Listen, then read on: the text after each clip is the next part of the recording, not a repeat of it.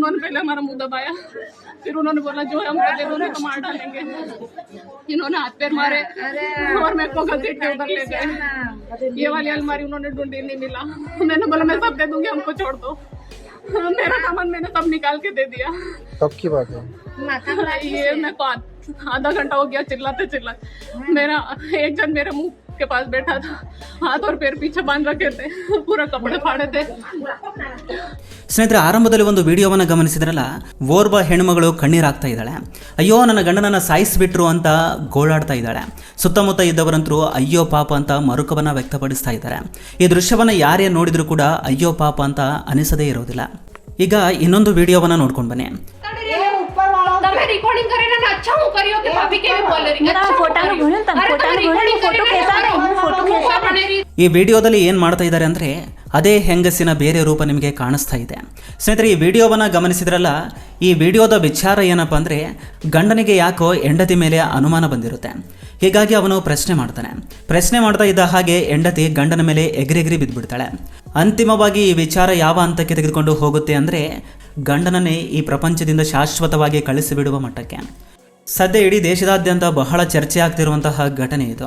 ಇತ್ತೀಚಿನ ದಿನಗಳಲ್ಲಿ ಇಂತಹ ದುರಂತಗಳು ಹೆಚ್ಚಾಗ್ತಾ ಇವೆ. ಯಾರನ್ನು ನಂಬಬೇಕು, ಯಾರನ್ನು ಬಿಡಬೇಕು ಅನ್ನೋದೇ ಪ್ರಶ್ನೆ ಆಗಿಬಿಟ್ಟಿದೆ. ಇಲ್ಲಿ ಜೀವನ ಕಳೆದುಕೊಂಡ ವ್ಯಕ್ತಿಯ ವಯಸ್ಸು 29 ವರ್ಷ. ಆದರೆ ಈ ಕೃತ್ಯ ಎಸಗಿದ ಪತ್ನಿಯ ವಯಸ್ಸು ಕೇವಲ 22ರಿಂದ 26 ವಯಸ್ಸಿನ ಆಸುಪಾಸು. ಆಕೆಯ ಭವಿಷ್ಯವಂತರೂ ಹಾಳಾಯಿತು, ಈತ ಗಂಡನ ಪ್ರಾಣವೂ ಹೋಯಿತು.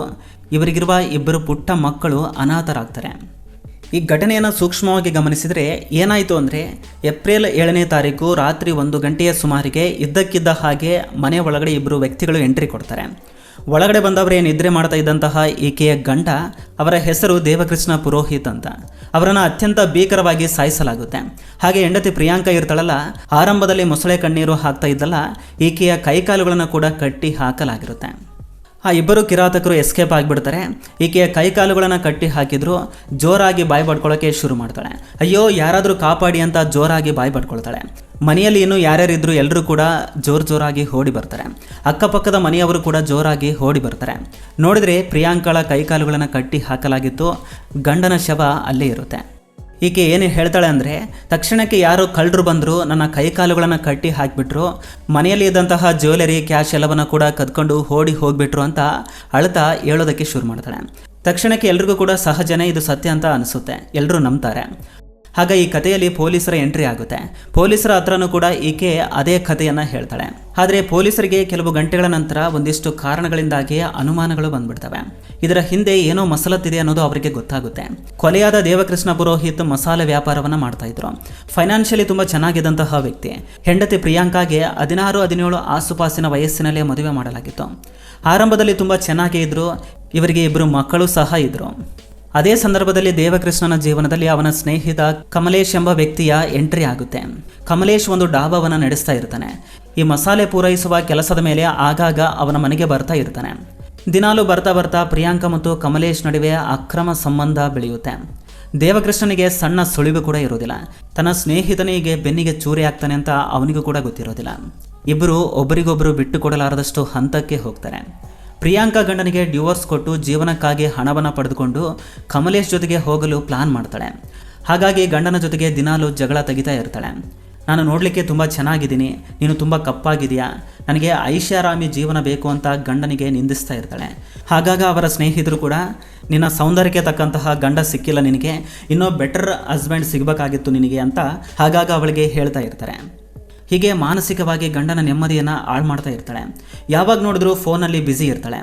ಆಗ ಒಂದು ದಿನ ದೇವಕೃಷ್ಣನಿಗೆ ಅನುಮಾನ ಬಂದು ಪ್ರಶ್ನೆ ಮಾಡಲಿಕ್ಕೆ ಶುರು ಮಾಡಿದಾಗ ಈಕೆ ಆತಂಕಗೊಂಡು ಕಮಲೇಶ್ ಜೊತೆಗೆ ಸೇರಿ ಕೊಲೆಯನ್ನು ಮಾಡಲಿಕ್ಕೆ ಸ್ಕೆಚ್ ಹಾಕ್ತಾಳೆ. ಸುರೇಂದ್ರ ಎನ್ನುವ ವ್ಯಕ್ತಿಗೆ 1 ಲಕ್ಷ ರೂಪಾಯಿಗೆ ಸುಪಾರಿ ಕೊಡ್ತಾರೆ. ಏಪ್ರಿಲ್ 7ರಂದು ಕೊಲೆ ಮಾಡಲಿಕ್ಕೆ ಸ್ಕೆಚ್ ಹಾಕ್ತಾರೆ.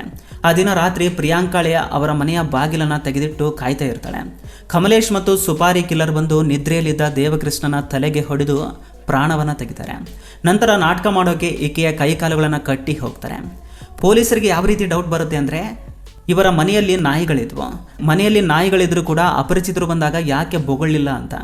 ಯಾಕಂದರೆ ಮನೆಗೆ ಪರಿಚಿತರು ಬಂದಾಗ ಮಾತ್ರ ಆ ನಾಯಿಗಳು ಬೊಗಳೋದಿಲ್ಲ. ಅಪರಿಚಿತರು ಬಂದಾಗ ಸಹಜವಾಗಿ ಎಲ್ಲ ನಾಯಿಗಳು ಬೊಗಳೋದಂತರೂ ಸಹಜನೇ. ಅದಕ್ಕಾಗಿ ಇವರಿಗೆ ಅನುಮಾನ ಬರುತ್ತೆ. ಎರಡನೇದು, ಈಕೆ ಕೈಕಾಲುಗಳನ್ನು ಕಟ್ಟಿ ಹಾಕಿದ್ದ ಹಗ್ಗ ಬಹಳ ಸಡಿಲವಾಗಿತ್ತಂತೆ. ಮೂರನೇ ವಿಚಾರ, ಕಳವು ಮಾಡಿಕೊಂಡು ಹೋಗಿರುವಂತಹ ಬಂಗಾರ ಆಗಿರ್ಬೋದು ಅಥವಾ ಕ್ಯಾಶ್ ಆಗಿರ್ಬೋದು ಅದೇ ಮನೆಯಲ್ಲಿದ್ದ ಇನ್ನೊಂದು ರೂಮ್ನಲ್ಲಿ ಸಿಕ್ಬಿಡ್ತವೆ.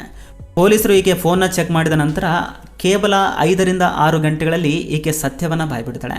ಈಕೆ ಏನು ಅನ್ಕೊಂಡಿದ್ಲು ಅಂದರೆ, ಒಂದು ವೇಳೆ ಪೊಲೀಸರು ಕೊಲೆ ಅಂತ ಅನುಮಾನ ಪಟ್ಟರು ಕೂಡ ಕೊಲೆಯನ್ನು ಮಾಡಿರುವಂತಹ ಸುಪಾರಿ ವ್ಯಕ್ತಿ ಸುರೇಂದ್ರ ಸಿಕ್ಬಿಡ್ತಾನೆ, ನಾವಂತರೂ ಸಿಕ್ಬೀಳೋದಿಲ್ಲ, ನಾವು ತುಂಬ ಈಸಿಯಾಗಿ ಪರಾರಿ ಆಗ್ಬೋದು ಅಂದ್ಕೊಂಡಿರ್ತಾಳೆ. ಆದರೆ ಆಕೆಯ ಆಲೋಚನೆ ಎಲ್ಲ ಉಲ್ಟಾ ಆಗುತ್ತೆ. ಈ ರೀತಿಯಾಗಿ ತುಂಬ ಚೆನ್ನಾಗಿ ನೋಡ್ಕೊಳ್ತಾ ಇದ್ದ ತನ್ನ ಗಂಡನನ್ನು ಕಳೆದುಕೊಳ್ತಾಳೆ. ನೋಡ್ರಿ, ಇತ್ತೀಚಿನ ದಿನಗಳಲ್ಲಿ ಇಡೀ ದೇಶದಾದ್ಯಂತ ಈ ರೀತಿಯ ಘಟನೆಗಳು ತುಂಬ ನಡೀತಾ ಇವೆ. ಯಾಕೆ ಮದುವೆ ಆಗಬೇಕು? ಯಾಕೆ ಗಂಡ ಹೆಂಡತಿ ಗಂಡನನ್ನು ಸಾಯಿಸಬೇಕು? ಪ್ರಾಣ ತೆಗೆಯುವ ಹಂತಕ್ಕೆ ಯಾಕೆ ಹೋಗಬೇಕು? ಇಂತಹ ಘಟನೆಗಳನ್ನು ನೋಡಿ ತುಂಬ ಜನರು ಮದುವೆ ಆಗಲಿಕ್ಕೆ ಹಿಂದೆ ಮುಂದೆ ನೋಡ್ತಾ ಇದ್ದಾರೆ. ಸ್ನೇಹಿತರೆ, ಈ ವಿಷಯವನ್ನು ನೋಡಿದ ನಂತರ ನಿಮಗೆ ನಿಮ್ಮ ಅನಿಸಿಕೆಯನ್ನು ಕಮೆಂಟ್ ಮಾಡಿ ತಿಳಿಸಿ. ಹಾಗೆ ಈ ವಿಡಿಯೋ ಇಷ್ಟವಾಗಿದ್ದರೆ ಮಾತ್ರ ಖಂಡಿತವಾಗ್ಲೂ ಒಂದು ಲೈಕ್ ಮಾಡಿ, ಹಾಗೆ ನಮ್ಮ ಚಾನಲ್ಗೆ ಸಬ್ಸ್ಕ್ರೈಬ್ ಮಾಡಿಕೊಂಡು ಸಪೋರ್ಟ್ ಮಾಡ್ತಾ ಇರಿ. ಕೊನೆ ತನಕ ನೋಡೋದಕ್ಕೆ ಥ್ಯಾಂಕ್ಸ್ ಫಾರ್ ವಾಚಿಂಗ್.